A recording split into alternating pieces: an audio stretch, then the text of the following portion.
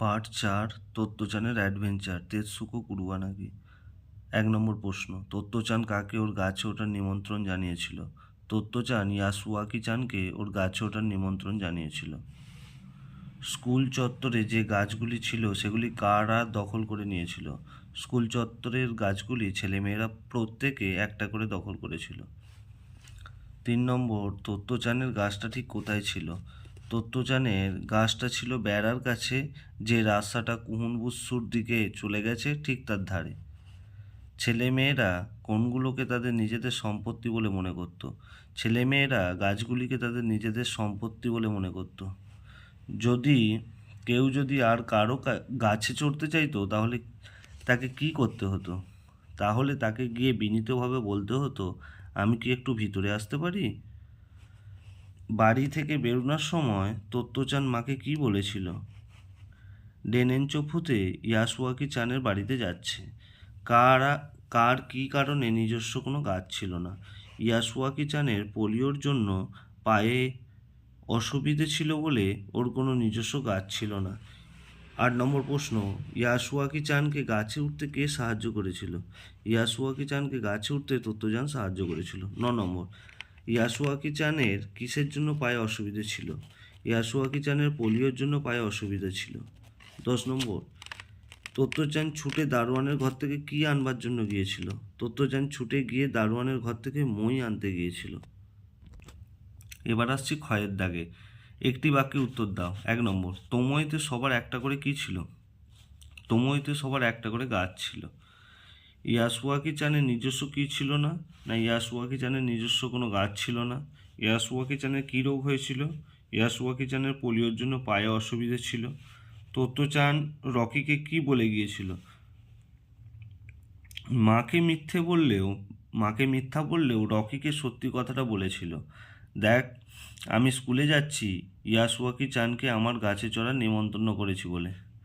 তত্ত্বচান কাকে কোথায় নিমন্ত্রণ করেছিল? তত্ত্বচান ইয়াসুয়াকি চানকে স্কুলে ওর গাছে চড়ার নিমন্ত্রণ করেছিল। কে কাকে হাসানোর চেষ্টা করতে লাগলো, কেন? ইয়াসুয়াকি চানকে তত্ত্বচান গাল ফুলিয়ে চোখ পিটপিট করে হাসাতে চেষ্টা করেছিল, কারণ অনেক চেষ্টার পরেও গাছে উঠতে পারছিল না, তাই বেচারা মনমরা হয়ে গিয়েছিল। কে মইয়ের প্রথম ধাপটা উঠতে পারছিল না, কেন? ইয়াসুয়াকি চান পারছিল না, কারণ পায়ে এতই কমজোর ছিল, বিনা সাহায্যে প্রথম ধাপটাও ওর পক্ষে ওঠা সম্ভব নয়। ৮ নম্বর, পোলিওতে ইয়াসুয়াকি চানের আঙুলগুলো সব কেমন হয়ে গিয়েছিল? পোলিওতে ইয়াসুয়াকি চানের আঙুলগুলো সব দলা পাকিয়ে গিয়েছিল। এবার আসছি গয়ের দাগে। অল্প কথায় উত্তর। ১ নম্বর, তত্ত্বচানের গাছটা কোথায় ছিল এবং কেমন ছিল? তত্ত্বচানের গাছটা ছিল বেড়ার কাছে, যে রাস্তাটা কুহুনবুৎসুরের দিকে চলে গেছে ঠিক তার ধারে। বেশ বড় গাছ। গাছের গাটা পিছল, কায়দা করে একবার উঠে পড়লে মাটি থেকে ৬ ফুট উঁচুতে একটা ডাল এমন ভাগ হয়ে গেছে, চললে দড়ির দোলনায় চেপেছি মনে হবে। ২ নম্বর, তত্ত্বচান মাকে মিছে কথা বলে কোথায় গিয়েছিল, কেন গিয়েছিল? তত্ত্বচান মাকে মিছে কথা বলে স্কুলে ইয়াসুয়াকি চানকে গাছে চড়াতে গিয়েছিল। সে মাকে বলেছিল ডেনেনচোফুতে ইয়াসুয়াকি চানের বাড়ি যাচ্ছে। আসলে সত্যিটা জানলে সবাই ঝামেলা করবে, মাও যেতে দেবেন না। ৩ নম্বর, গাছে ওঠার জন্য তত্ত্বচান কী ব্যবস্থা করেছিল?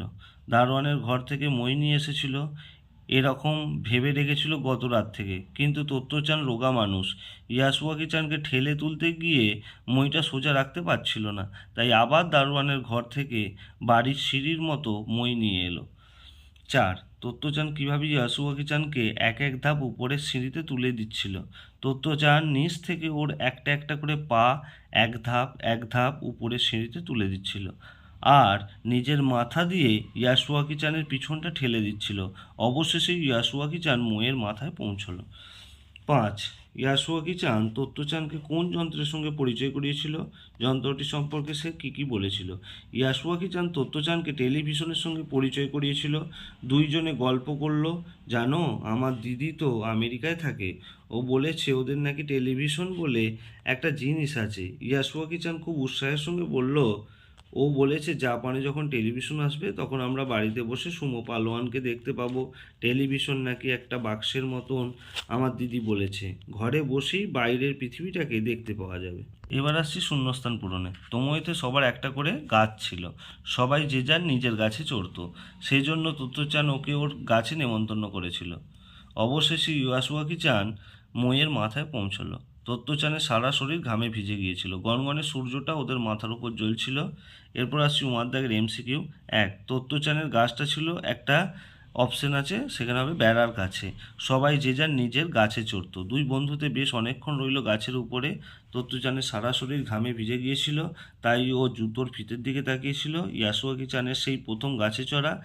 অবশেষে ইয়াসুয়াকি-চান মইয়ের মাথায় পৌঁছলো, সেই জন্য তোত্তো-চান ওকে ওর গাছে নিমন্ত্রণ করেছিল। তোত্তো-চান, এবার আসছি চয়ের দাগের টু ফলস, ঠিক হলে টিক, ভুল হলে কাটা। তোত্তো-চান মাকে বলেছিল ডেনেনচোকুতি ইয়াসুয়াকি-চানের বাড়িতে যাচ্ছে, এটা ঠিক হবে। তোমোইতে সবার একটা করে ঘর ছিল, এটা কাটা, কারণ গাছ ছিল। তিন, ইয়াসুয়াকি-চান তোত্তো-চানের চেয়ে বয়সে সামান্য ছোট ছিল, এটাও কাটা, কারণ বড় ছিল। দুই বন্ধু তো অনেকক্ষণ রইল গাছের ওপরে, এটা সত্য। আর ছেলেমেয়েরা গাছগুলোকে মনে করতো তাদের স্কুলের সম্পত্তি, এগুলো নিজেদের সম্পত্তি, ওই জন্য ভুল হয়েছে এটা। এরপর রইল বর্ণ বিশ্লেষণ, তারপর আসছি সমার্থক শব্দে, এগুলো বিপরীত শব্দ, সন্ধি বিচ্ছেদ। এরপর এই বিরাম চিহ্ন বা ছেদ চিহ্নের প্রয়োগ, এগুলো বিরাম চিহ্ন বা ছেদ চিহ্নগুলির প্রয়োগ করতে হবে, যথাস্থানে বসাতে হবে, বইয়ে আছে। শেষে রইল বাক্য রচনা, ঠয়ের দাগ।